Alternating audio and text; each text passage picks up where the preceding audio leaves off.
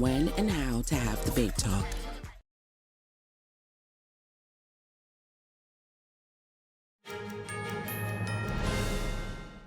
President Trump on his way to Iowa to push his economic message ahead of the midterms, and the White House hailing the largest tax refund season in U.S. history. We now go live to NTD's Washington correspondent, Mari Otsu, at the White House. Mari, good afternoon. Don, good afternoon. That's right. President Trump is headed to Des Moines, Iowa today, where he's expected to visit with a local business, speak to local lawmakers, and to give a speech on affordability and the economy. And this is coming as the White House is touting that President Trump is delivering the largest tax refund season in U.S. history. The White House is also releasing a memo saying that gas prices as they stand now in Iowa are $2.56 per gallon. The White House says that that's down 46% from the high under the previous administration. And while it's expected that the Fed will hold its rates steady at its first meeting in 2026 tomorrow, Treasury Secretary Scott Bessent says that we can predict an economic boom this coming year. Take a look. He is going to tell a great story, and he can tell it like no one else can tell it. And as you said, this is the one big beautiful bill kicking in on the business side, full expensing. We've got a CapEx boom. CapEx boom is going to lead to an employment boom. Employment boom leads to a consumer spending boom. And then on the other side, as you said, his signature policies, no tax on tips, no tax on overtime, no tax on Social Security, deductibility of American-made cars. He's keeping his promises to working Americans. We announced the tax season is now open, and we're going to see substantial refunds for working Americans. And Iowa is still going to go first in the 2028 GOP primary. And last week, President Trump's chief of staff, Susie Wiles, says that President Trump is going to hit the road like it's, quote, 2024, like he's on the campaign trail. Despite him not being on the ballot, the president is now expected to hit one U.S. city per week, ramping up his domestic travel, where he'll be speaking about the economy. And on his way to Iowa, the president said this about Saturday's Minnesota shooting, also confirming to reporters that the Secretary of Homeland Security, Kristi Noem, is not stepping down. Take a look. You know, we're doing a big investigation. I want to see the investigation. I'm going to be watching over it. I want a very honorable and honest investigation. I love everybody. I love all of our people. I love his family. And it's a very sad situation. I am, yeah. I think she's doing a very good job. And this is all coming amid a change of leadership on the ground in Minnesota as President Trump deploys Border Czar Tom Homan over there. The president says that Homan will report directly back to him, President Trump, and Kristi Noem and Dan Bavino will be switched back to operations in California. Don, back to you. All right, Mari, thank you. Extreme cold warnings remain in effect this morning for about 160 million people in the nation. The National Weather Service says temperatures will stay well below normal. That cold is expected to last through this week and into next week. Wind chills turned life-threatening last night in the upper Ohio Valley. They dropped to minus 20 degrees Fahrenheit. Meanwhile, another blast of Arctic air is on the way. The Weather Service said it's expected to move from the plains into the east and southeast Friday into Saturday. More record low temperatures are possible, likely reaching as far south as Florida. Air travel is still being affected. More than 1,400 flights were canceled this morning. More than 8,000 flights were delayed. Here's more on the historic winter storm. Around two-thirds of the country face another night of below freezing temperatures as a massive winter storm finally comes to an end. At least 30 people died across the country in states afflicted with severe cold. The death toll includes 2 people run over by snowplows in Massachusetts and Ohio. Fatal sledding accidents killed teenagers in Arkansas and Texas. In Kansas, police found a woman's body covered in snow after she was last seen leaving a bar. In New York City, officials said 8 people were found dead outdoors over the frigid weekend. According to PowerOutage.com, there were still more than 560,000 power outages in the nation Monday evening, most of them in the South. In Nashville on Sunday, Lisa Patterson, her husband Bill, and her 7-year-old dog Hershey were rescued from their home by a police officer after fallen trees blocked their driveway and cut power to their home. They tried to stick it out with their wood fireplace, but the temperatures were too cold. We've had several ice storms up there, but none of them even knocked my power out. And I've been snowed in up there for like almost 3 weeks without being able to get up and down my driveway because of the snow. And I'm used to that. I prepare for that. But this was unprecedented. In Mississippi, officials are warning that damage cleanup and power restoration could take a week or more after the state faced its worst ice storm in more than 30 years. Governor Tate Reeves said in a briefing Monday that he's deploying 500 National Guard soldiers by Wednesday to remove debris and control traffic. We are trying to make sure that we can time this to get resources wherever they are needed as quickly as is humanly possible, but to do it in a safe way so that we don't put more Mississippians in danger. In Little Rock, Arkansas, businesses are trying to get back on their feet after being paralyzed by the storm. A local foreman spent 2 hours Monday to open 2 parking spots and an entrance using heavy equipment. Right now we're trying to get companies back open to where they can operate. Some of it's been a little tricky right now because of course the sun is shining on it and making it very slippery right now. Economists and meteorologists are trying to get a handle on the disruption caused of winter weather disasters. Small businesses like Tacos El Gordo, a local food truck, are feeling the impact. We usually get a lot of people from the bases and from the local businesses around, usually around lunchtime. But we've had to close not only for people's safety, but also because everybody who works in landscaping or outside aren't able to come and get their lunch or anything like that. In the nation's capital Monday, National Guard members were seen shoveling a snowbound bus free. The system dumped about a foot of snow on the East Coast and left roads frozen slick with ice. New York City saw its snowiest day in years with 11 inches falling on Central Park. Mayor Zohran Mamdani said Monday the storm has passed, but danger remains, especially to the homeless living on the streets. Outreach teams are only intensifying their efforts today to connect vulnerable New Yorkers to shelter. This is an all-hands-on-deck effort, and I continue to ask New Yorkers to call 311, which will route these calls to 911 as it is a code blue, whenever they see someone who may require assistance.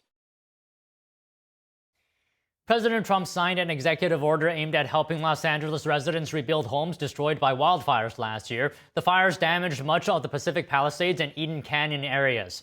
But rebuilding so far has been slow. The executive order aims to speed up the process of receiving permits for construction. According to the Trump administration, less than 15% of all homes destroyed by the fires have received construction permits. Trump blames local leadership in California for the slow process. The president told the New York Post that he now wants EPA Administrator Lee Zeldin to execute the order and bypass the local permitting red tape. The National Transportation Safety Board is holding a public hearing today, nearly a year after an Army helicopter collided with a passenger jet near Washington, D.C. The board's chairwoman said the agency made significant progress in its investigation. We asked the hard, uncomfortable questions that ruffled feathers, and we got to the truth. Our work, however, doesn't end today, as Member Inman stated, with the issuance of a final report. This is just the first step. We must, it is our duty to relentlessly, vigorously pursue safety change, which means we must do everything in our power, even ruffle feathers, to get our recommendations implemented, or this will happen again. The NTSB has uncovered several factors that contribute to the crash.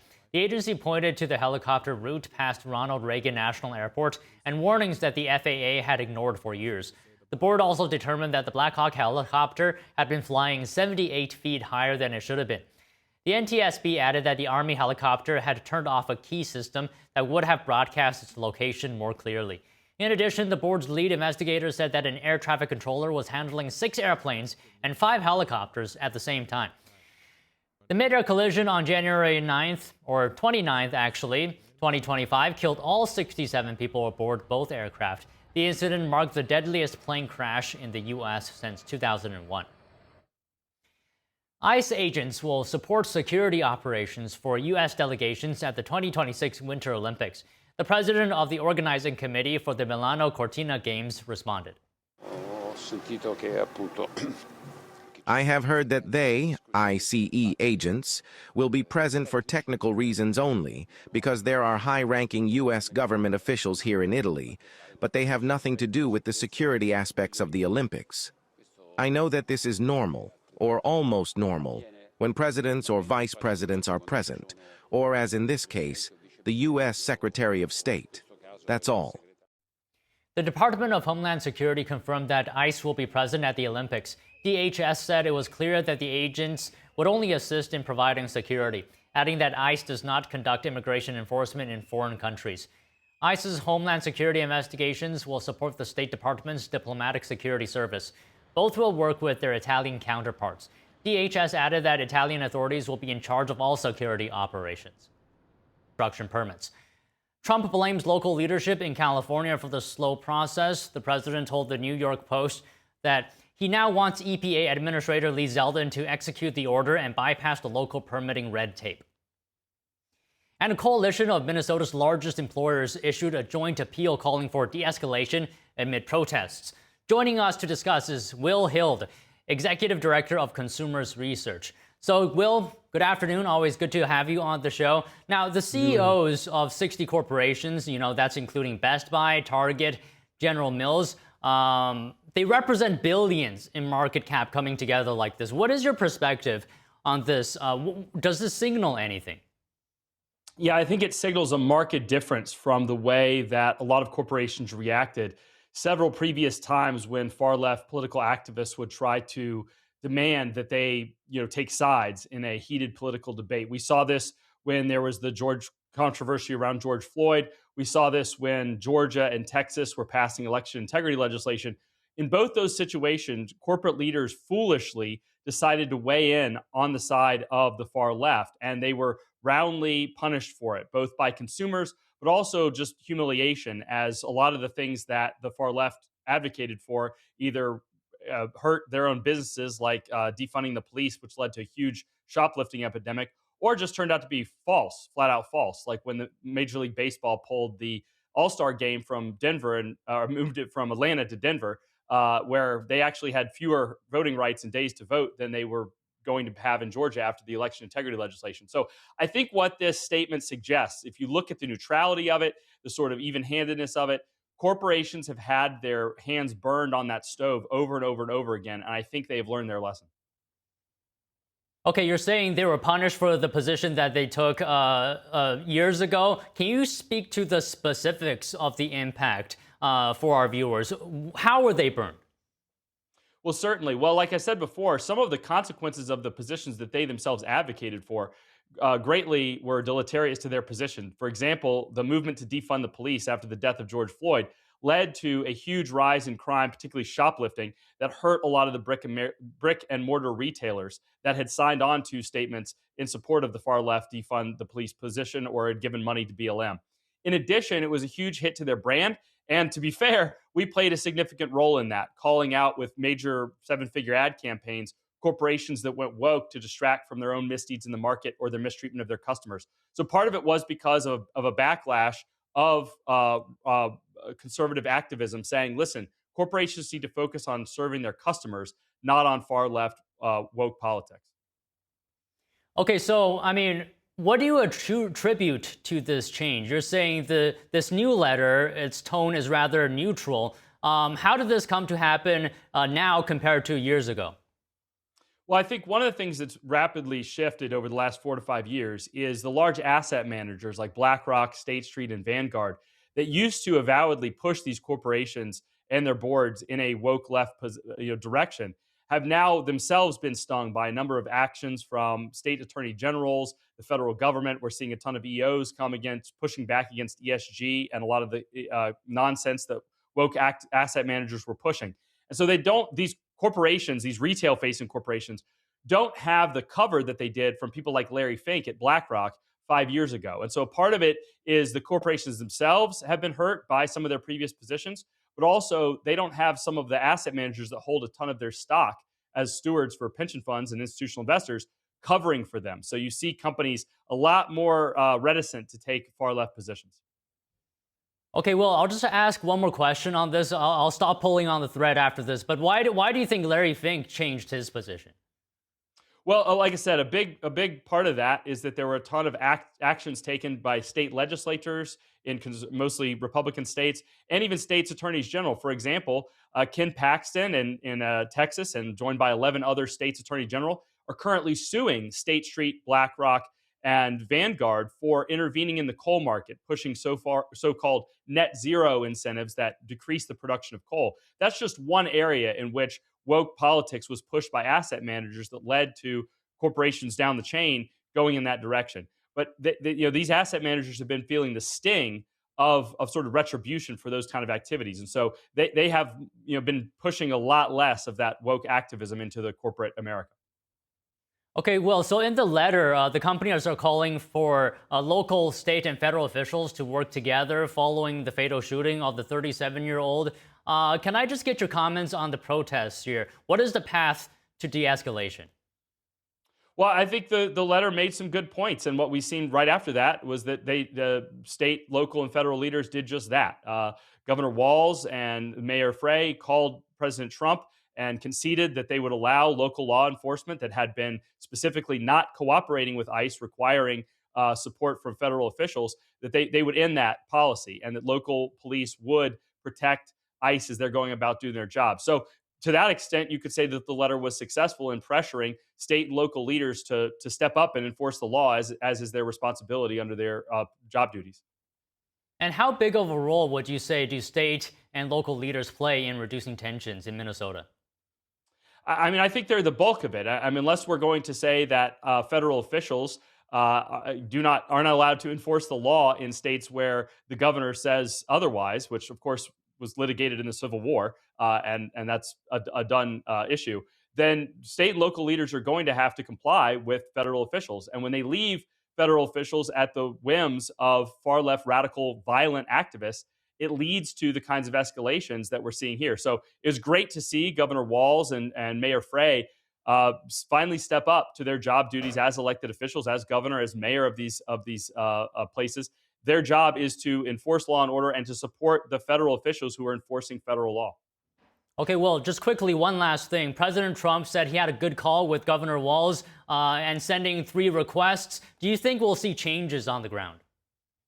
Yeah, I think we already have. I mean, for example, the protests in front of some of the hotels where the ICE agents are staying were just declared illegal gatherings because they're obviously meant to intimidate federal officials from doing their jobs. And they've already been on the process of being cleared by local law enforcement. That was not something that was happening just a few days ago. So it does seem like state, local, and federal officials are finally working hand in hand to enforce the law and let ICE go about its business of removing violent criminals from the Minneapolis and Minnesota area. All right, Will, really appreciate your time today. Thank you so much. Thank you. Welcome to NTD Newsroom. I'm Don Ma. Today, President Trump's heading to Iowa to push his affordability message as Republicans focus on the upcoming 2026 midterms. This coming as the White House touts the largest tax refund season in U.S. history.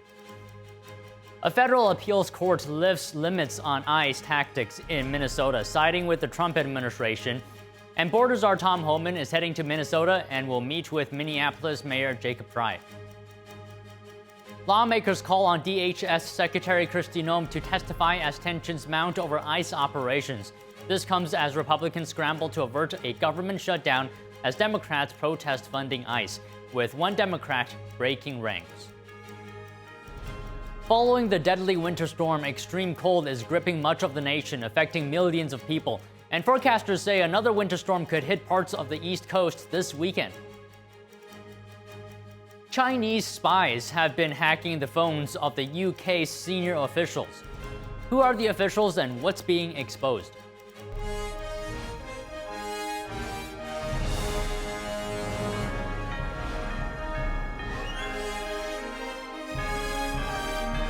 This is NTD Newsroom, live from our global headquarters in New York City.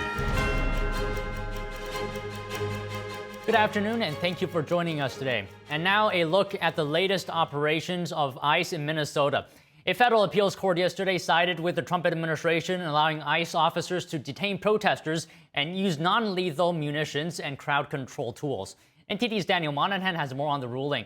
And it reverses a lower court decision that barred officers from taking such actions without probable cause. Judges said the Department of Homeland Security made a strong showing that its challenge is likely to succeed in court on the merits of the case.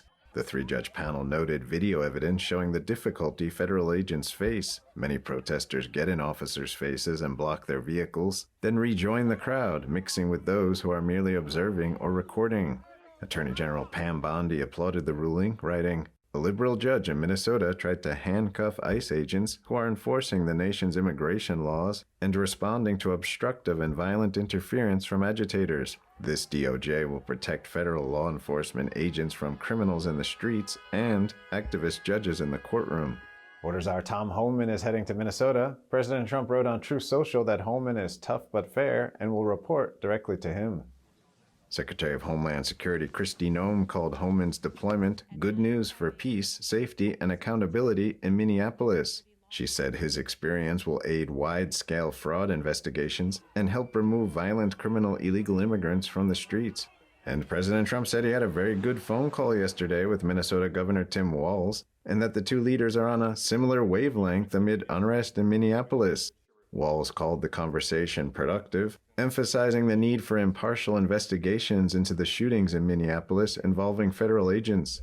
He also reiterated his call to reduce the number of federal agents in the state. President Trump also said he had a very good phone conversation with Minneapolis Mayor Jacob Frey. The Democrat has been critical of the federal government's immigration enforcement surge in the city. Trump said lots of progress is being made and that White House Borders Hour Tom Homan would meet with Frey today. Frey said he appreciated the conversation and that he expects that some federal agents will start leaving the city. The mayor said he would continue pushing for all federal agents to leave.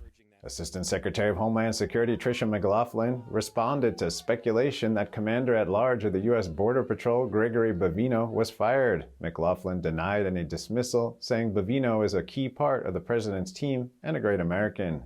Daniel Monahan, NTD News.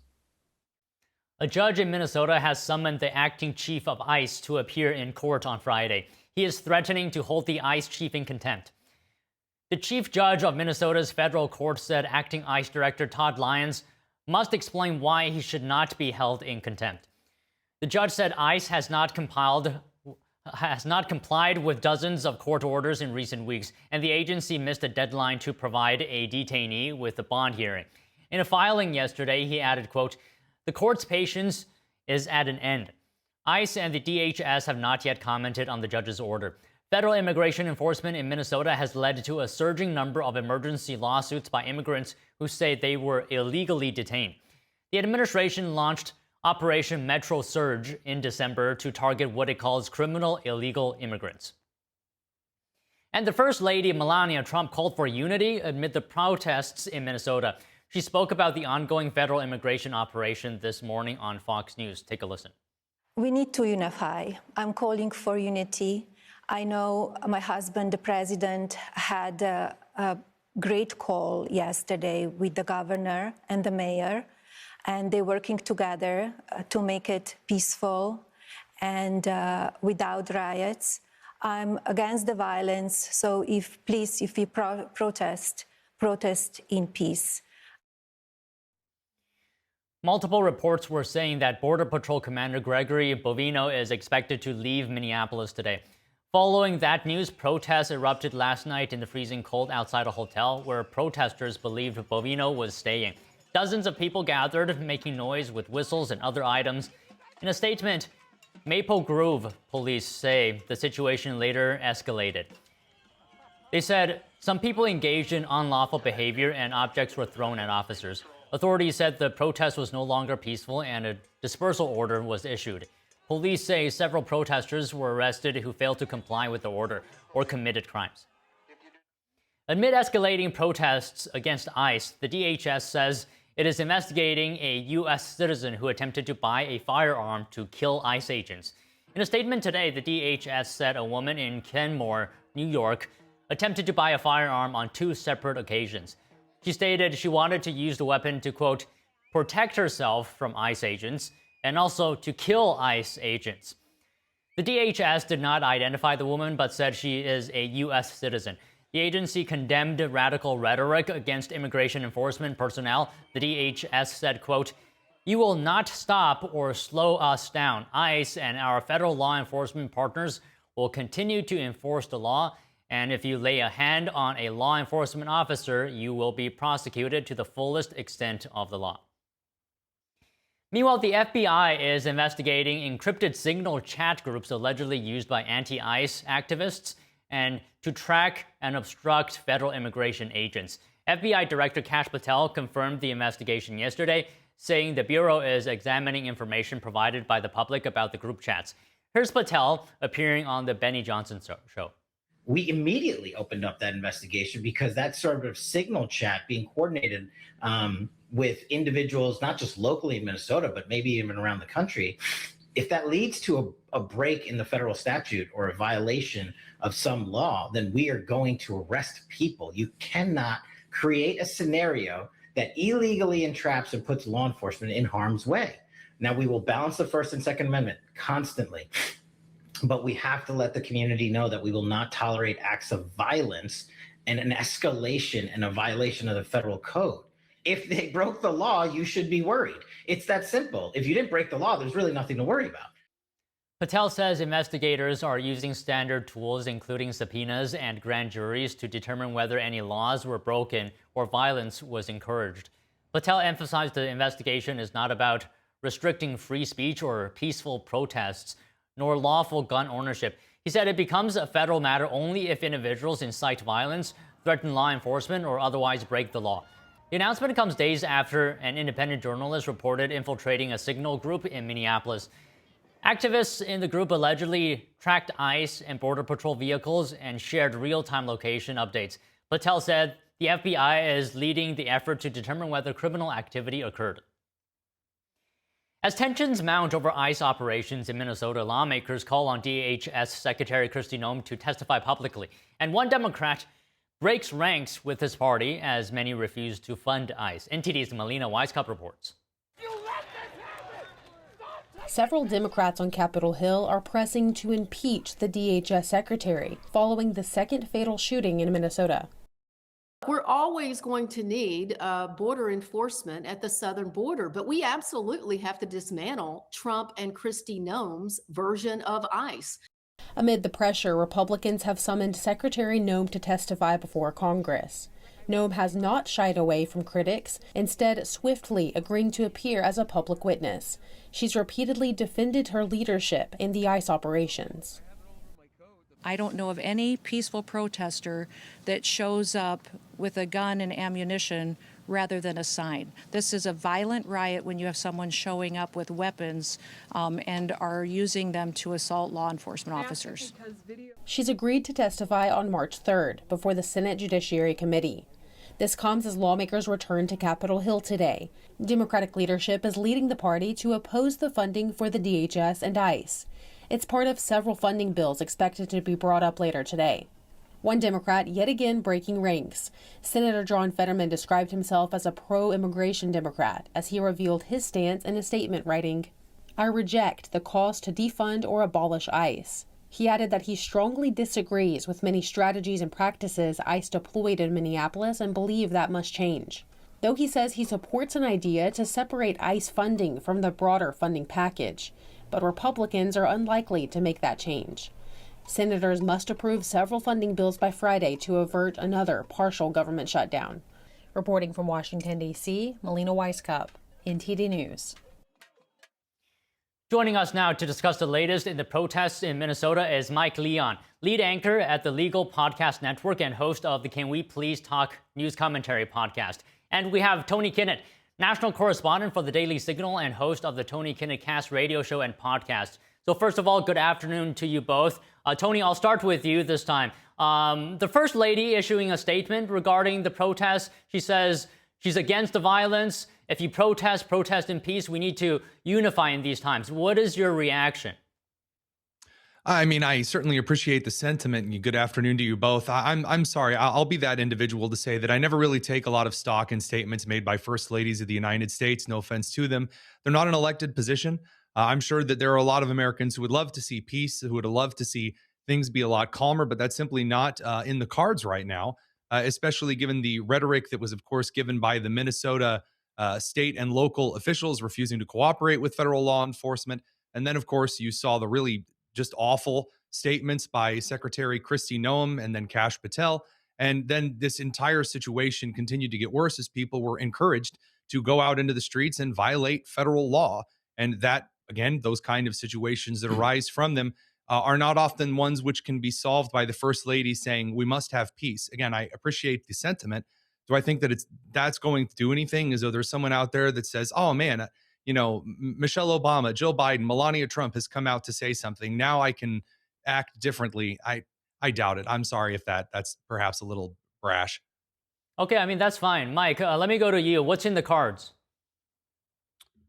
Yeah, well, first off, good to see you guys on this Tuesday afternoon. I want to piggyback on a bunch of things that Tony said there, because I do agree with the overarching sentiment about statements. Cooler heads prevail. JD Vance kind of mentioned a little bit of this. My problem is really rooted on root cause and do we want to solve?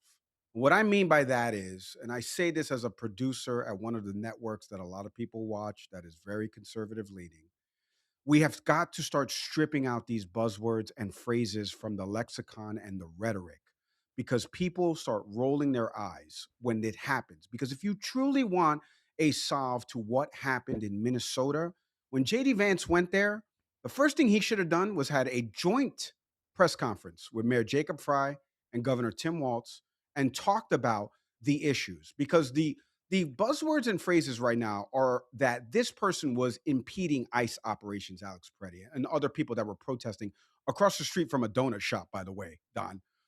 The problem I have is that we're making it sound like Alex Preddy was standing there armed in front of ICE running into a house full of drugs and illegal immigrants. And he's like, "No way, I won't let you pass this door." That's not what was happening. He had a cell phone in his hand. A woman had been pepper sprayed next to him. The cops had already diffused the situation, and then it escalated. We need to strip out the buzzwords and the phrases and realize that what happened on video shouldn't have escalated to that. I agree with the overarching premise of peaceful protest, but we do have a Second Amendment right in this country, conservatives that are saying this now, that have to backdance about this. And we need to just realize that we have a right versus a wrong here. We do want to enforce the laws on the books. We do want to let the ICE officers do their jobs and carry out operations that are targeting criminals and people that are here potentially illegally, because unfortunately, like I've mentioned before, it is a crime now to be here illegally. It's no longer a civil offense. It's now criminal in nature. But there's also the people that enforce the laws have to follow the laws. And what happened to Alex Preddy shouldn't have happened. What happened to Renee Good shouldn't have happened, because there was escalations involved in all of these. And we need to figure out how to de-escalate it. That only starts from the top. Leadership stems from the top. It starts with the bipartisanship and the compromise of governors, vice presidents, whoever it is, actually sitting down together and facing the American people together and saying, how are we going to get out of this together? Okay, Tony, here's what President Trump said about the situation involving Alex Preddy. We're doing a big investigation. I want to see the investigation. I'm going to be watching over it. I want a very honorable and honest investigation. I have to see it myself. Tony, I want to hear your comments on the actions of ICE officers. 10 shots were heard. Alex Preddy was pinned down on the ground. What do you think? So I agree with Mike about the kind of the dissemination of the rhetoric and kind of stepping outside of that. So again, regarding Preddy's incidents, I am going to quibble just a little bit with the premise, because it matters for why he was on the ground in the first place. According to the footage that we have, he was in the street, not just waving traffic by, but also trying to, again, cause individuals almost to hit him as well as others in the road. As much as I would love to rewrite history for that, he is at fault for being in that general situation. Now, here's the other side of that. Yes, absolutely had a constitutional right to carry a firearm. He can carry as many magazines as he likes. As I've already said, Noam and Kash Patel saying stupid things, they're dumb. And I think it's one of the reasons why the Trump administration has sent in Tom Homan. Tom Homan is a very down to earth, here's the law. I'm not going to comment on it until the investigation is over. No, I'm not giving you hits. Whereas another one wants to be Barbie. And I think there's a very big difference for that when it comes to a leadership position. As to the actions of the Border Patrol officers, not ICE in this instance, the Border Patrol officers, what appears to have happened, and this is important that we get this right. When he was on the ground, when he was pushed to the ground, the first shot of pepper spray over his head missed. The second shot got him right in the face. He's on the ground. He's struggling. We don't know if that's because he's obviously in pain because of the pepper spray or he's trying to get away from ICE officers. We do not know. Hence why an investigation is important, including the footage on his phone. Number two, when the gun was found in his waistband, it was clear. One of the Border Patrol agents shouted gun. And then when walking away, we don't know if it was his SIG P320, which is known to misfire if misfired, and spooked one of the Border Patrol officers into firing at him, believing that Alex Pretty was attempting to fire on them. His hands were moving around really quickly. That is a horrible, terrible, bizarre, awful accident. But as to there should never have been a situation in the first place, I agree with that to a degree.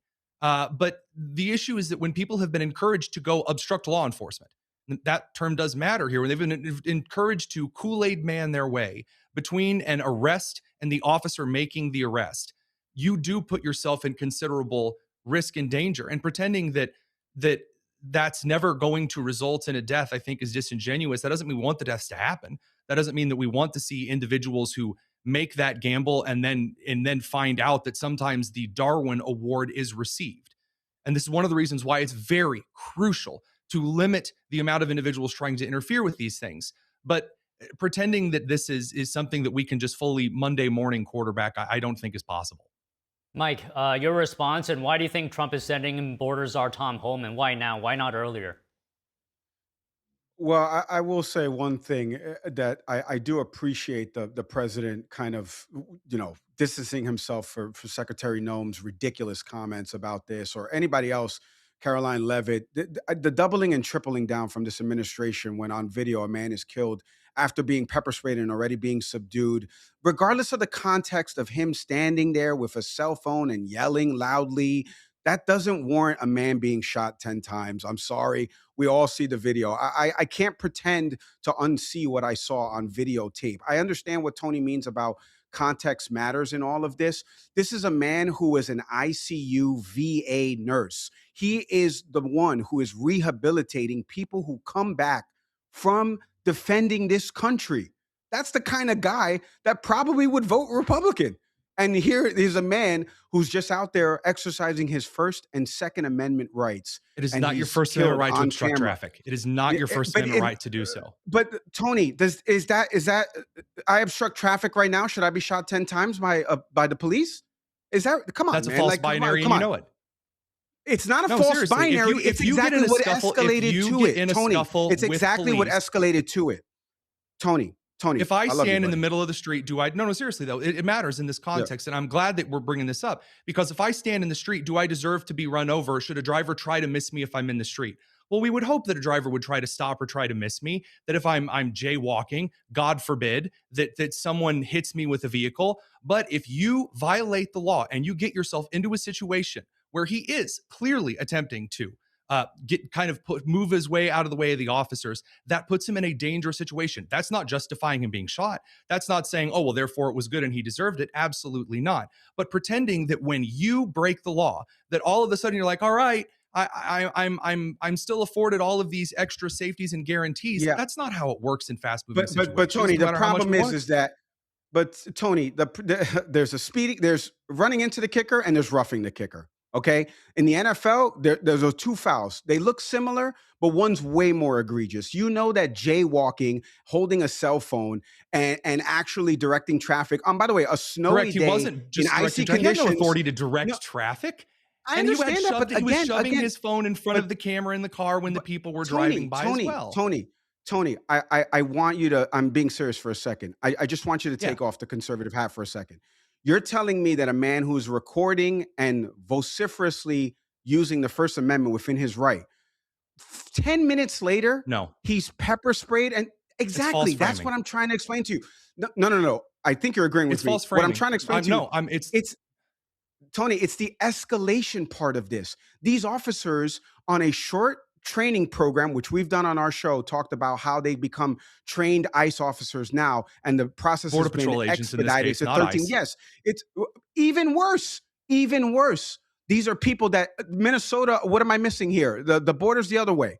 But like what I'm trying to explain to you is Border that Patrol is often called in to assist when ICE has been threatened or Tony, shot. This was done during the Obama okay, administration too. I get that, but Tony, let's take Alex Peretti in isolation. Okay, there Why do we is have to a take it in huge isolation? line because this is a death that could have been No, it's avoided part of a because trend, and you know it.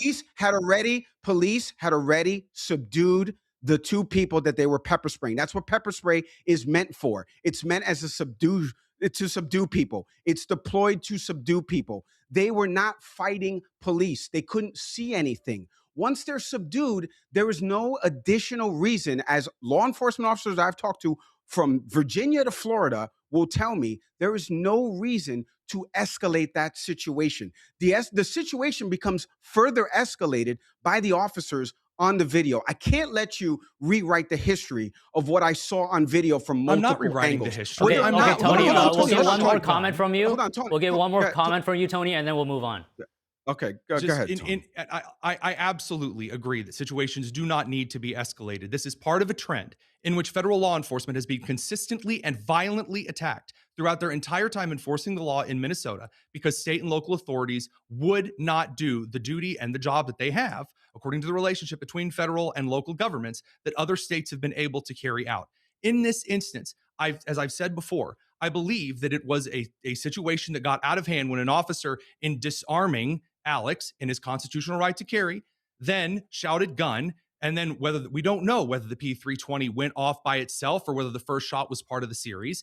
And then the Border Patrol agent, fearing for his life, then started firing. It is a more accident-laden situation. And again, none of that is saying anything here is justified, but pretending as though this was forcefully escalated by all of the officers involved is disingenuous, and there's no evidence for it. All right, Mike. Let's talk solutions here. How do we de-escalate? We can't. You got two people watching the same video, given the same set of circumstances, that agree on two different things and don't agree on the basic core principles. We can't, Don. We're not going to fix this. We're going to get more situations like this. This is close to 100 or so deaths that are going to happen in the fiscal year, according to ICE. Another person just died in ICE detention custody recently that they said was suicide, and they won't let the family see the autopsy. And for Representative Escobar out of Texas, where the person died in that detention facility, wasn't able to actually meet with the family or anything like that. They haven't given the family records of the autopsy. We don't even know his name. I don't even know the person's name, to be honest with you. But we're having more situations like this where there's video. I just met with an immigration attorney maybe 5 minutes before we came on to kind of talk about what your rights are across different states with respect to recording law enforcement officials. And we know that ICE doesn't have a lot of these body camera technologies implemented in some of their vests all across. So we've got video from all the angles all across the donut shop. Again, I want to heavily stress, this is across the street from a donut shop. This is just like a downtown street, as I was talking to a journalist that's there. This is not some huge operation where ICE was busting in doors, guns blazing, and Alex Peretti was standing outside saying, "No, don't you dare come in here." Like, this is just a guy standing outside with a phone. And again, whether or not he's a paid agent or this or that, I can't get into all of these buzzwords and associations. What I can tell you is there's video evidence from all different angles of officers already diffusing and whistling to people to get away and then spraying pepper spray. And that is what pepper spray is meant. It's meant as a deterrent. It's meant to do these type of things. And the problem is, Tony and Don, you're hearing it right now, and my frustration is because I'm watching this unfold with video, and we have people looking at it from different perspectives when we can't come together and understand that law enforcement escalated all of this, and this person should be alive. They don't know that he's a VA nurse or anything like that. This person should be alive today, and we're seeing it on video. So you asked me, how do cooler heads prevail? They won't, because JD Vance and Governor Walz and Jacob Frey, they didn't want to meet together and do a joint press conference and really cool the temperature. That's how you do it. But it's never going to happen because there's more money being made in selling the negativity and all being mad at each other when there's video evidence of it happening. So it's never done. Save the clip. NTD, save the clip. It is never going to change because there's video evidence and there's people arguing on both sides of it. All right, Tony. President Trump said he had a good call with Governor Tim Walz and that the two leaders are on similar wavelength. Are we going to see changes on the ground?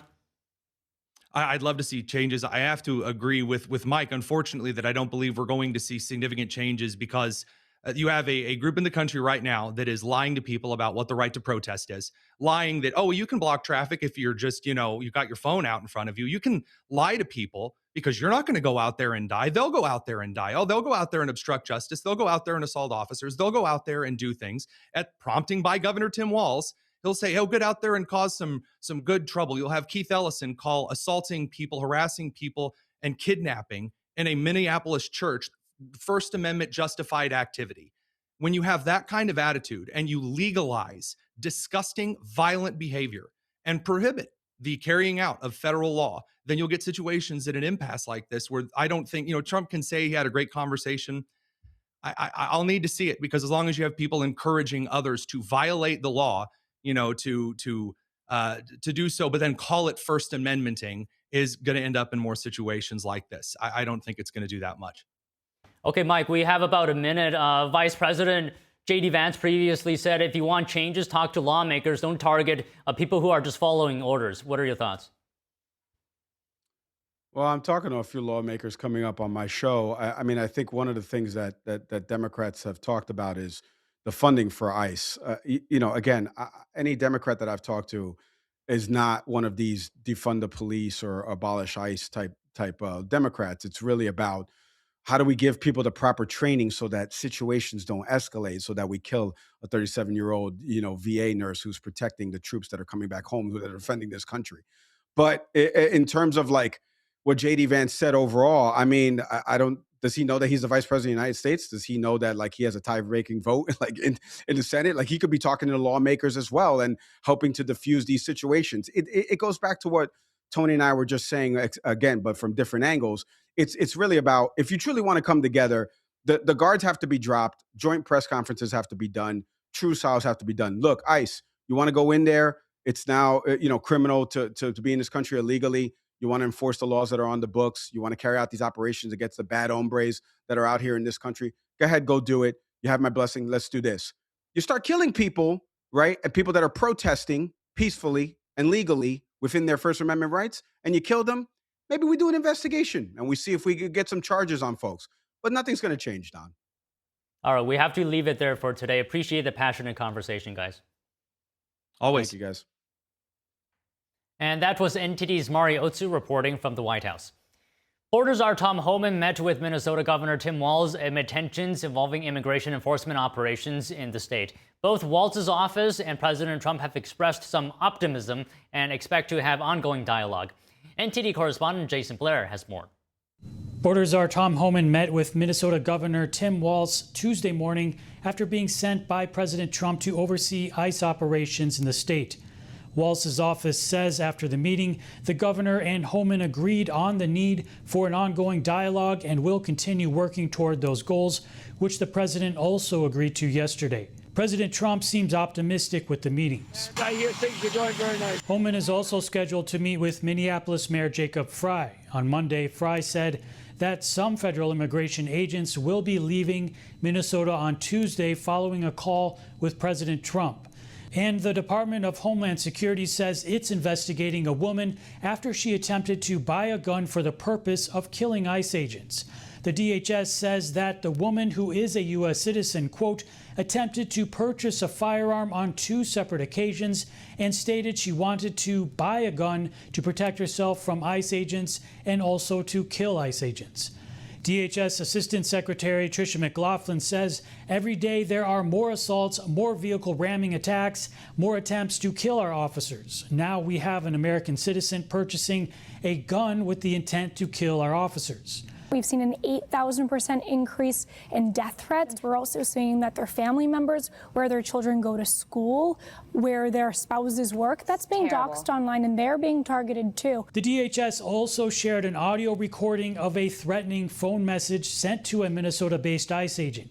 Most of the content won't be played due to having disturbing language, but a warning: the following still contains material some viewers might find unsettling. I hope your wife dies. I hope your mom and dad die.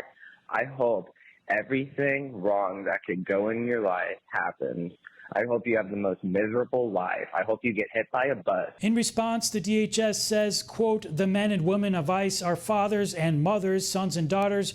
They get up every morning to try to make our communities safer. The violence and dehumanization must end." Jason Blair, NTD News. The Associated Press claims it got an internal ICE memo that says immigration officers are asserting sweeping power to enter homes without a judge's warrant. But this may not be entirely accurate. Homeland Security has responded that administrative warrants have been used for decades, and the Supreme Court and Congress have recognized the priority or the propriety of administrative warrants in cases of immigration enforcement. Joining us to break this down is Andrew Arthur, Law and Policy Fellow at the Center for Immigration Studies and former immigration judge. Andrew, thank you for joining us today. So there appears to be some confusion whether ICE needs a judge's warrant to enter the home of an illegal immigrant for deportation. So my question to you is, do ICE officers use warrants currently to enter the homes of illegal immigrants, and what type of warrant is this? So, Don, at the present time, ICE isn't using warrants to force their way into people's houses. If they show up at the door, they knock. Even if they have a warrant, they ask the person to come to the door. And if somebody consents to, coming to the door, to turning themselves into ICE, there's no issue. What's at issue here is a purported memo that states that ICE can use warrants of deportation. Those are for people who have gone through the legal process, who have received due process, and who are under final orders of removal to, be taken into custody by ICE. And what the memo purports to state is that they can use that warrant of deportation for the person under a final order of removal to enter a house. But, to the best of my knowledge, this memo, this proposal has never actually been done. ICE isn't, banging down anybody's door to take into custody somebody who's under a final order of removal at the present time. But they may be able to. Okay, can you just explain to us the difference here between these types of warrants? Sure. So generally, when we talk about warrants, we talk about judicial warrants. Those are warrants that are issued by a judge, either a federal judge in the federal context or a state judge with states and localities, to go and look for a specific person or look for specific items. If somebody has a warrant like that, they, have the right to go into a named place in order to find the person, find evidence that they're looking for, find contraband, drugs or a gun or something like that. These are administrative warrants, and administrative warrants have been provided for in the law since 1952. In fact, in a Supreme Court case, Abel versus United States from 1960, if anybody's ever seen Bridge of Spies, it's that Abel. ICE, or the then INS, used that warrant to go into a hotel room to arrest a suspected spy and to take him into custody. And the Supreme Court didn't expressly say that that is completely constitutional, but they also didn't say that it wasn't. And they strongly indicated that, in fact, an INS warrant, the predecessor to ICE, that a warrant issued, an administrative warrant issued by the agency itself, not by a judge, would be sufficient to allow them to go into a private place like a hotel room or a house. So why are sanctuary cities not responding to some of these warrants from these officers? What's the reasoning here? So with respect to the sanctuary cities, you're talking about a different document, and that's an ICE detainer. ICE issues detainers to states and localities, telling them that they would like to take custody of a specific immigrant who is in criminal custody in the state or the locality. Now, if ICE takes custody of those people after they've finished their sentences, which the law requires them to do, then they could take them off the streets, put them into ICE custody, remove them from the United States, and make sure that they never offend again. It's important to note most aliens in the United States aren't criminals, Don, but criminal aliens are, and the average criminal reoffends within 3 years. So, this is a good government thing. It's a public safety thing. But many of these sanctuaries don't comply with those detainers because for some reason they think that by shielding their criminals from deportation, they're somehow protecting immigrant communities. But exactly the opposite is true. Most of those criminals live in immigrant communities. They're going to go back to the immigrant community if they're released and ICE can't pick them up, and they're going to reoffend in those immigrant communities. But honestly, Don, the biggest problem is most state and local, legislators don't really have any understanding of how the immigration law works. They, fall for a lot of false promises that are made by advocacy groups, and they do that, to the peril of the very immigrant communities they're claiming to help. Okay, so going back to the type of warrants that are being used, has policy over these warrants changed at all under President Trump? It has, Don, at least if AP is right about this particular memo. Now, traditionally, ICE never asserted that it could use an administrative warrant to enter somebody's house. Again, that's a policy choice. That's not a legal decision. And, if this policy were actually implemented, it would become the policy of the agency to say, show up, knock on the door, ask the person if they'll come out. But if they won't come out, you can go ahead in. But there are a lot of indicia in this purported memo that would suggest this isn't a final decision. There are grammatical errors. There's not really a lot of legal analysis. In fact, the leading cases on this, one of them is Lucas versus United States out of the Eighth Circuit, and the Abel versus United States case that I referenced from the Supreme Court aren't even talked about in this memo.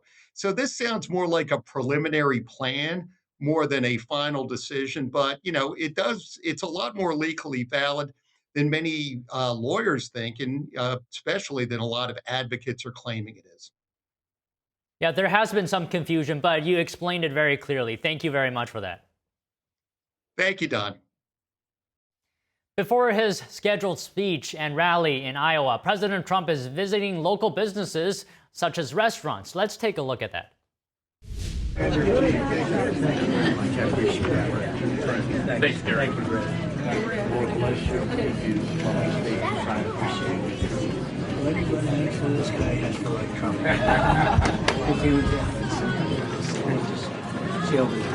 much. Hi, everybody. Hi, everybody.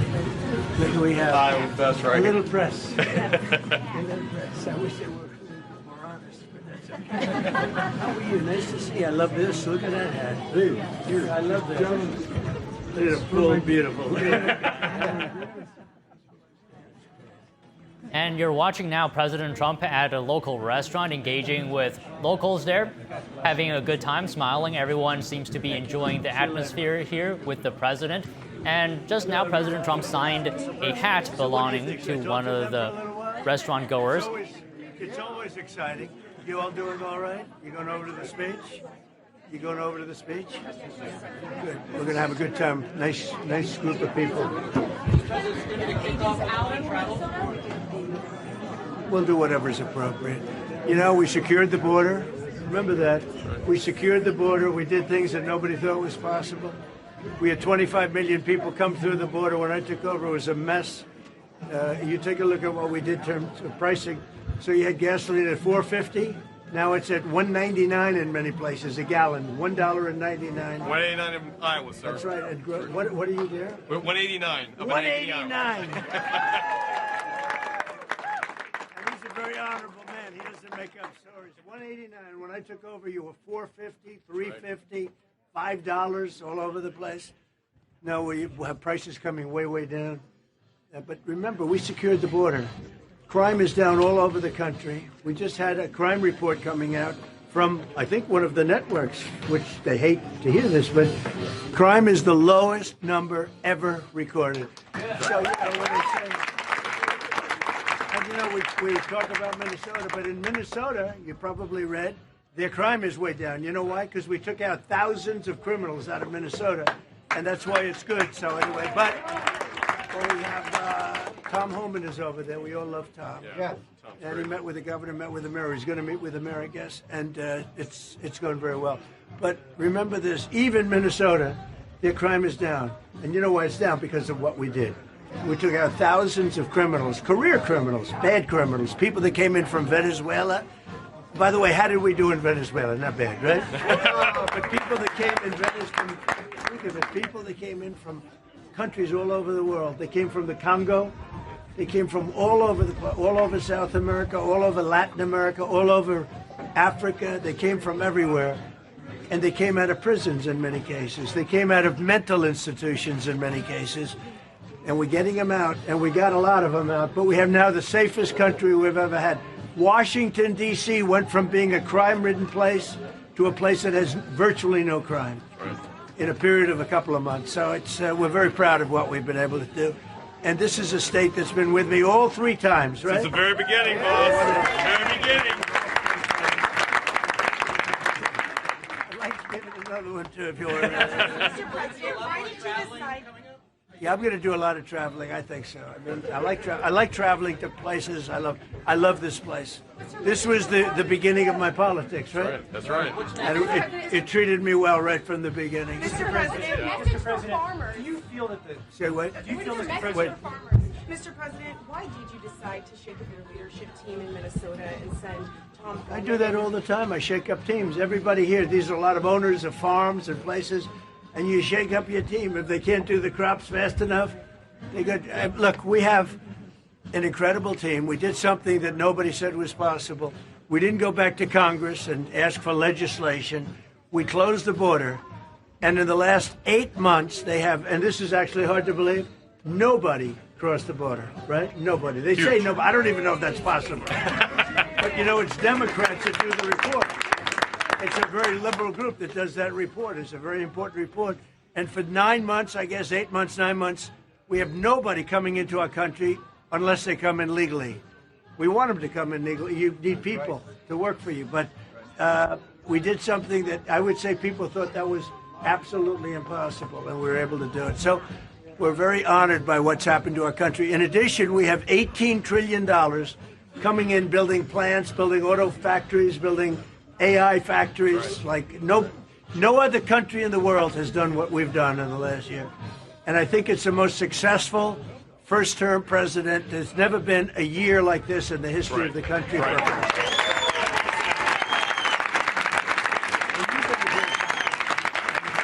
And he's been with me from the beginning, this guy. Make sure, take good care of him. He's been with me. So I'm going around, and I'm going around because hopefully we win the midterms. And it's very scary because, like, it's 2 out of 50 years or something like that. That's right. For some reason, when a president wins, Republican or Democrat, even if they're a good president, and hopefully I'm a great president, based on the first year, I'm a great president. And we had a great first term, too. People don't know, we rebuilt our military. We had phenomenal financial numbers, but I think this term's blowing away really every term.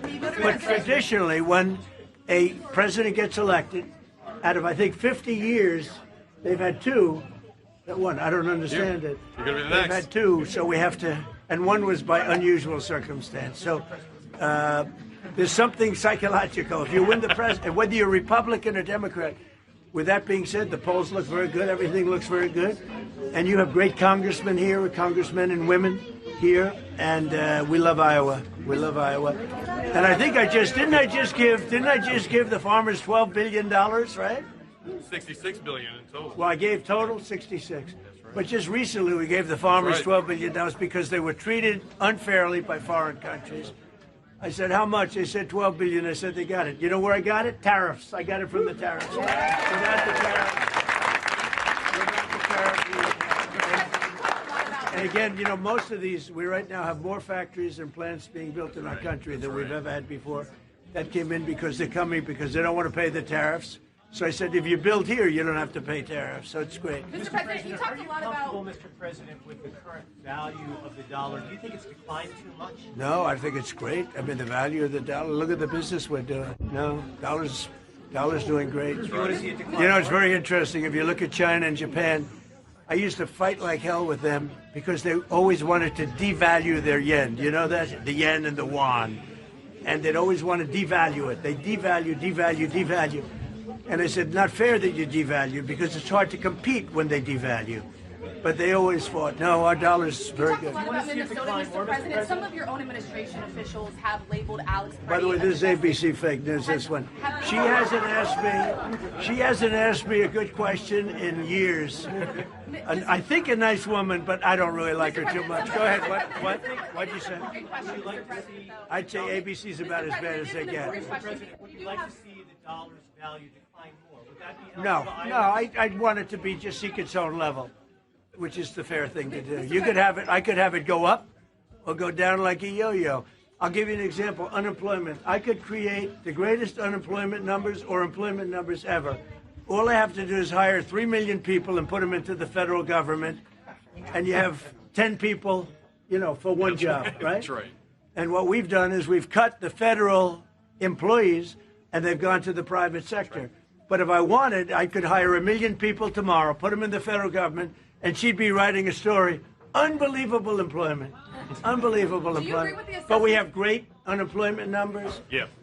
I think they're great. Is there one number that's bad? Can you tell? Is there one number that's bad? There's not one. Do you agree with the assessment from some of your own officials that Alex Preddy is a domestic terrorist or an assassin? Well, I haven't heard that, but certainly he shouldn't have been carrying a gun. But hey, look, bottom line, everybody in this room, we view that as a very unfortunate incident, okay? Right. Everyone, unless you're a stupid person, very, very unfortunate incident. I don't like that he had a gun. I don't like that he had 2 fully loaded magazines. That's a lot of bad stuff. And despite that, I say that's a very unfortunate. You said that you are the de facto president of Venezuela. I don't know, maybe you were joking when you said that. Is the U.S. a de facto member of OPEC right now? Well, I'll tell you what, we are a very strong presence in Venezuela. We're going to get a lot of money for Venezuela. Venezuela has the largest oil reserves in the world, with the exception, I think, of our country. Yep. And it's bigger than Saudi Arabia. And we had a very strong moment with Venezuela a couple of weeks ago. And we are working beautifully with Venezuela. I will tell you, they're going to do better now than they ever did, than they've done ever at any point. And we're going to be making a lot of money for them and a lot of money for our country. We have a very good relationship with the leaders of Venezuela, and we're going to keep it that way. What are your plans, Mr. President? What are your plans for Cuba, Mr. President? Well, we're going to see what happens with Cuba. I don't know. Anybody interested in Cuba in this room? Not too many people. This is not a Cuba room, but that's all right. There are plenty of them around, especially in Miami. And Cuba will be failing pretty soon. Cuba is really a nation that's very close to failing. They got their money from Venezuela. They got the oil from Venezuela. They're not getting that anymore. You were talking about the polls earlier. Clearly, your base is with you, strong and supportive. They're very stronger than. By the way, our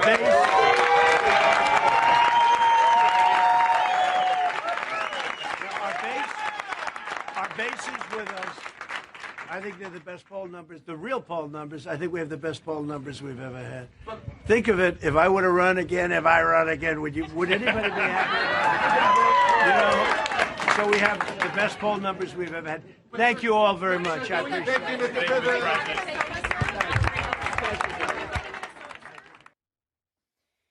The Chinese Communist Party and Russia seek stronger military ties amid political crisis in Venezuela and Iran. Our Washington correspondent, Luis Eduardo Martinez, has more on the story.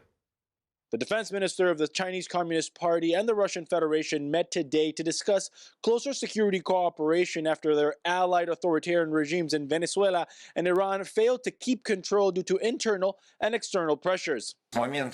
Since our last meeting with you in Qingdao in June of last year, many events have occurred that have significantly impacted the global state of affairs. The examples of Venezuela and Iran require our agencies to continuously analyze the security situation and take appropriate action. Today, in the context of dynamic changes in the global military and political situation, a regular exchange of views on military cooperation is essential. It's our good tradition to establish strategic ties at key moments through various forms and channels. I believe that, given the weight of the changing global situation, our current contacts and connections are very timely and important. After the U.S. capture of Nicolás Maduro in Venezuela, oil shipments from the South American country to China have stopped, and the interim president is opening the Venezuelan economy to U.S. oil companies. I believe that it is a very good plan for the future of our country, and also for us to consolidate and emphasize international energy cooperation with all countries that want to come to our homeland, with clear laws, legal certainty, and regulations adapted to international practices in this sector. I believe that it is very positive for Venezuela.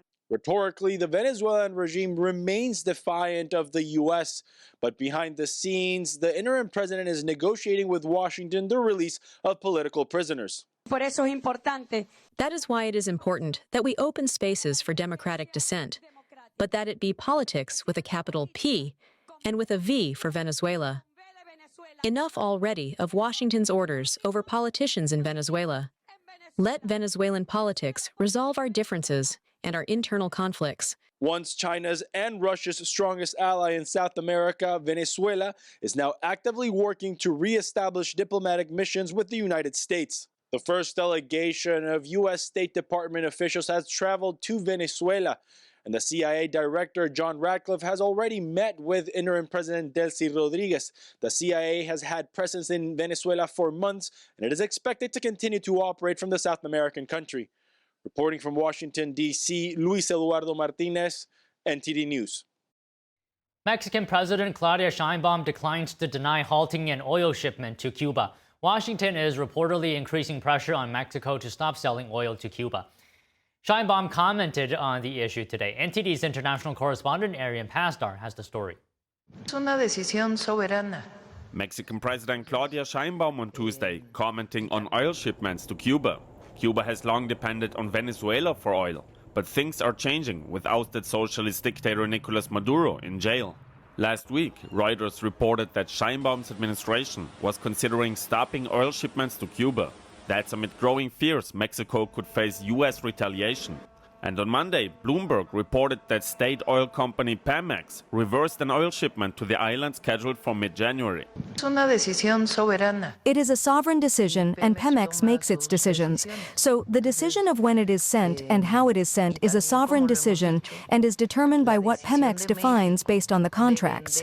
She added that Mexico's government has been sending oil to Cuba for humanitarian reasons for a long time. A trend that didn't start recently, according to the Mexican president. But Sheinbaum declined to say if her administration stopped a Pemex shipment that was scheduled for mid-January. So it is not true that oil shipments have been suspended? Es una decisión soberana. It is a sovereign decision, and it is made at the moment when necessary. After the fall of Maduro, President Trump warned that there will be no more oil or money going to Cuba, leading analysts to believe the message is directed at other countries who might take over Venezuela's role as Cuba's partner. Arian Pastar, NTD News. South Korea is urging the Trump administration to hold off on new tariffs. President Trump announced yesterday the United States would be increasing tariffs on South Korea to a new rate of 25%. Trump has threatened tariffs on autos and other imports, blaming a delay in enacting a trade deal agreed to last year. South Korea's Democratic Party said 5 bills that would invest in the U.S. are now pending committee review. The party is pushing to accelerate the process, but did not give a timeline for a parliamentary vote. The president of the European Commission, Ursula von der Leyen, hailed what is being called the mother of all deals after signing a landmark trade deal with India today. The announcement came after von der Leyen, the European Council president, and India's president finalized their EU-India summit in New Delhi. This agreement marks the largest ever trade deal between the EU and India, opening new markets for an estimated 2 billion people in both regions. Prime Minister, distinguished friend, we did it. We delivered the mother of all deals. We are creating a market of 2 billion people. And this is the tale of two giants, the world's second and fourth largest economies. Two giants who choose partnership in a true win-win fashion. President Trump says Iran has repeatedly reached out to his administration seeking talks as the U.S. ramps up military pressure in the Middle East. Trump says Tehran has called on numerous occasions, adding they want to make a deal. The president confirmed the deployment of the USS Abraham Lincoln Carrier Strike Group, describing it as a deterrent near Iran. U.S. Central Command says the carrier group is operating in the region to promote stability as tensions rise. And the U.S. is also expanding sanctions on Iran's oil trade. Meanwhile, Iran-backed Houthi terrorists on Monday hinted they were ready to resume attacks on shipping in the Red Sea. That followed a warning from the Kataib Hezbollah in Iraq, another Iran-backed terrorist group. As concerns over Iran persist in the United States, voices north of the border are growing louder. On Sunday, large crowds gathered again in downtown Vancouver, Canada, rallying in support of Iranians opposing Supreme Leader Ali Khamenei's rule and urging international action, including calls for military assistance. Let's take a look. On Sunday, Iranian Canadians and supporters gathered at Vancouver's Torch Plaza, holding moments of silence to honor those killed in protests in Iran, as they denounced the violence carried out under Iran's leadership.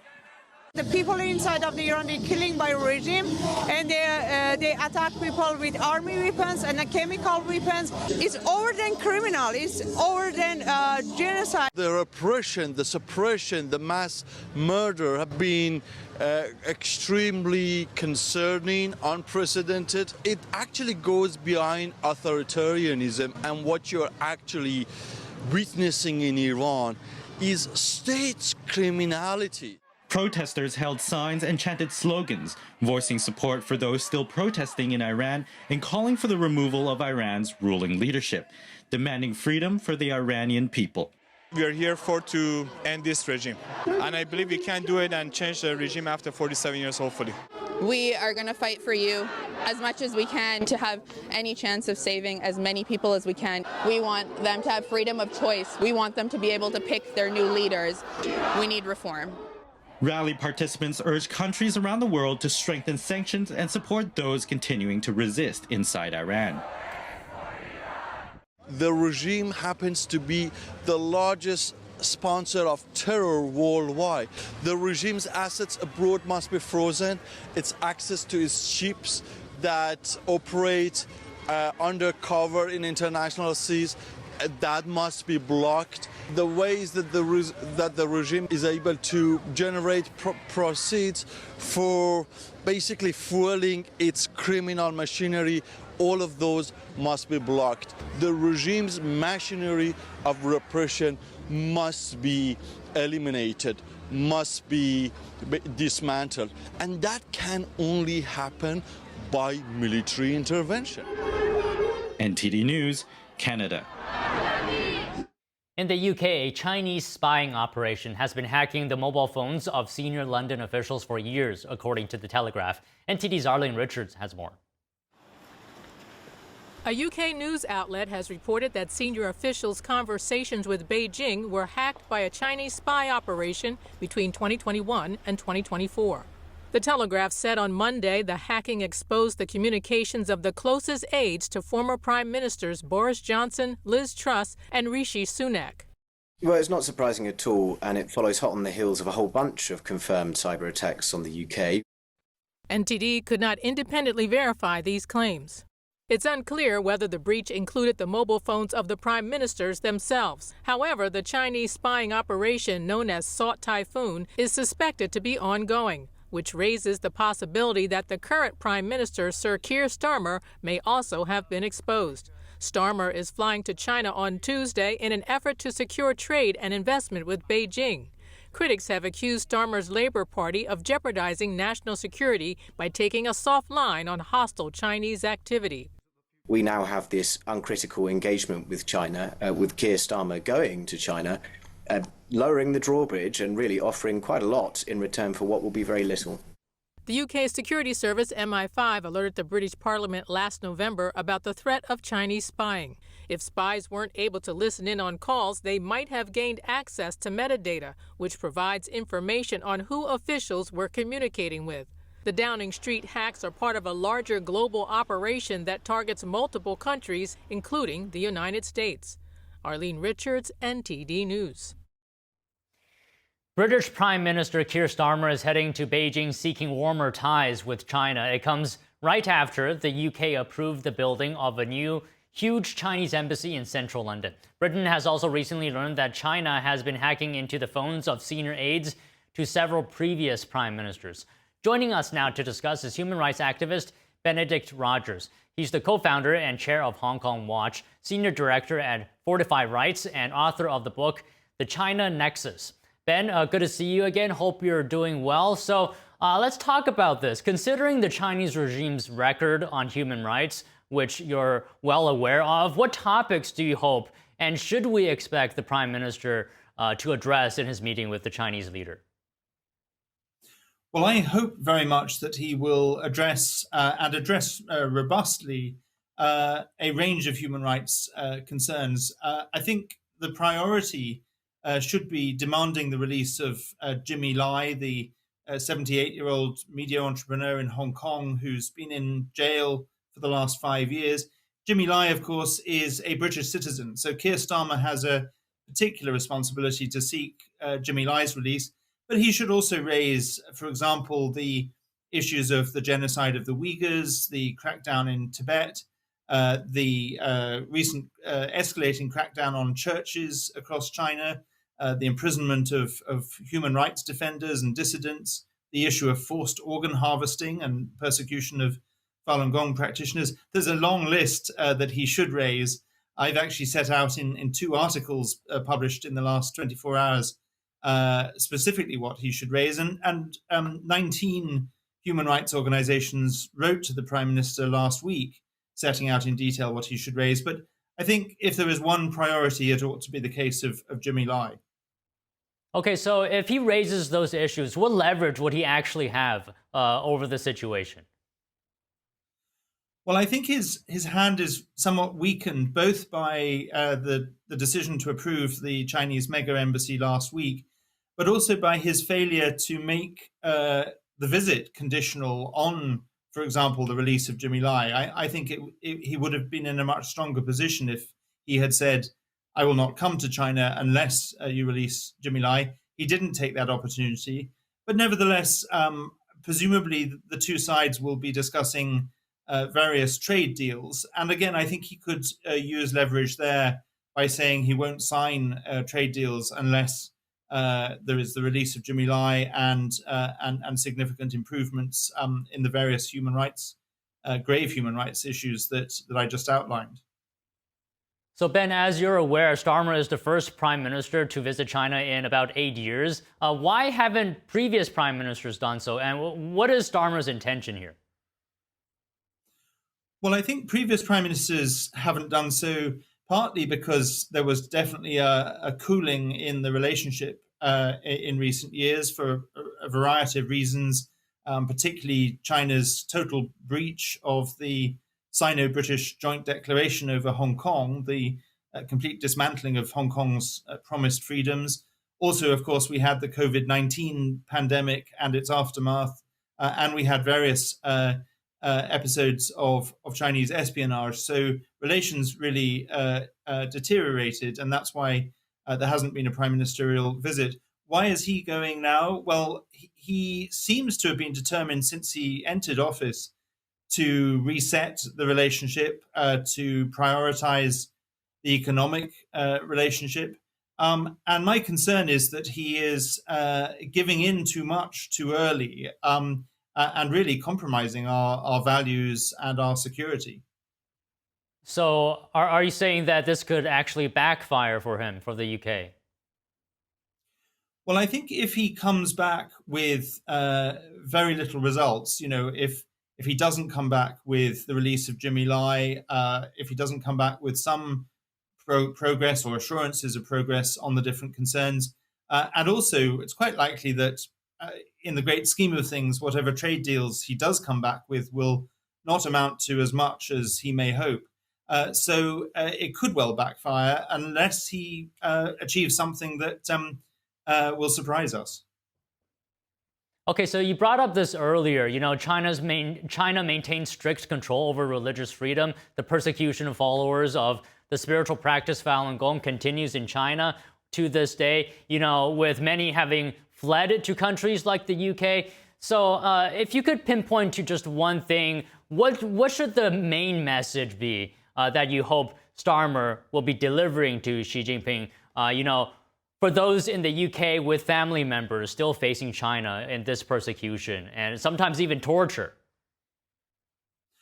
Well, I think the main message should be, by Keir Starmer to China, should be our countries cannot have an improved relationship, let alone a normal relationship, whilst China continues, firstly, to spy on us in the UK, to threaten people in the UK through transnational repression, to threaten Taiwan increasingly, but also while it continues to severely repress people across China, whether it's Falun Gong practitioners, Christians, bloggers, lawyers, Tibetans, Uyghurs, and particularly while it continues the really shocking and barbaric practice of forced organ harvesting.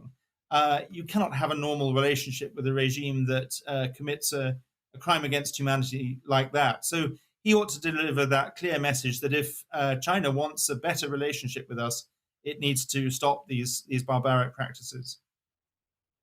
So Ben, just one final thing, and the UK is following after Canada's state visit to Beijing. Some seeing this as diverting away from reliance on the US and even seeing China potentially as a more stable partner. What do you think about that? Is there any risks to this that you see?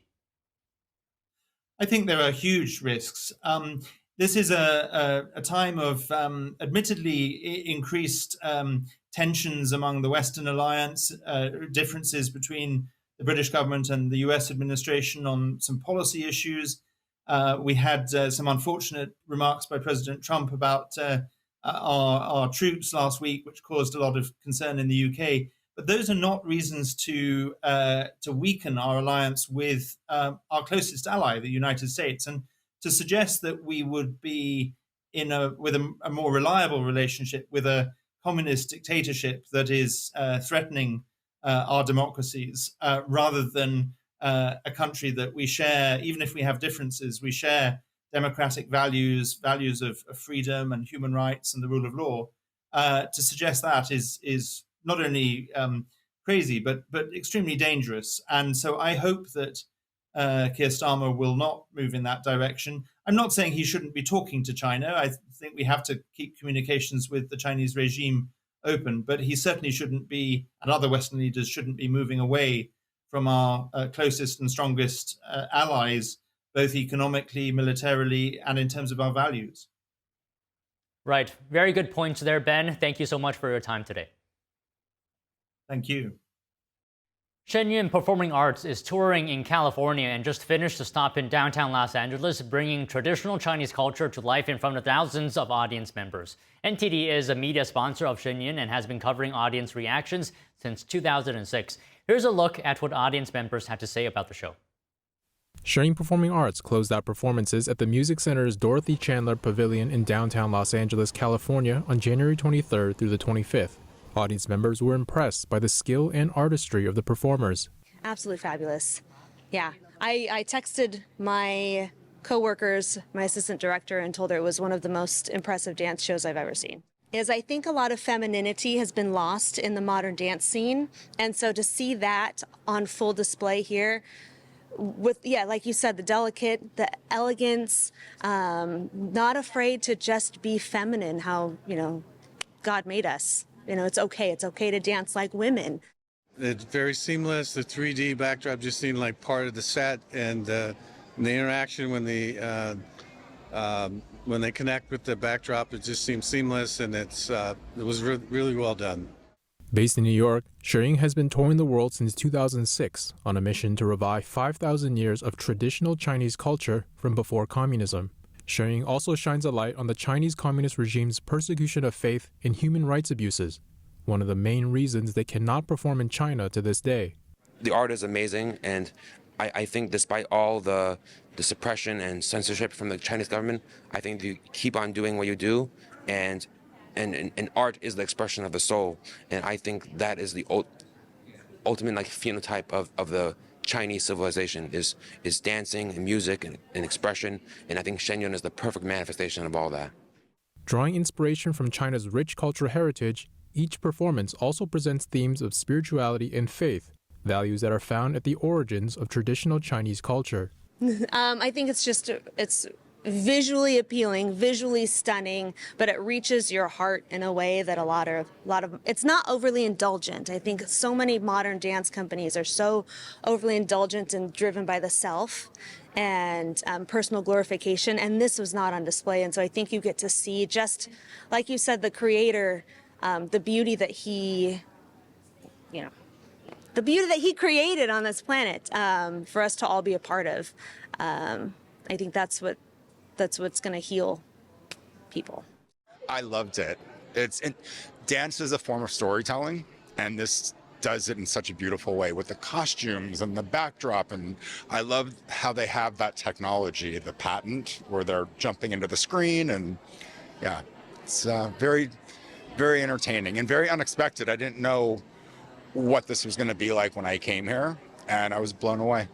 I want to express gratitude to them and say thank you. Thank you for inspiring us and opening our hearts to beauty and love. Sheng will be performing in Escondido, California until January 29th before continuing their tour in Thousand Oaks, California on January 30th. NTD News, Los Angeles, California.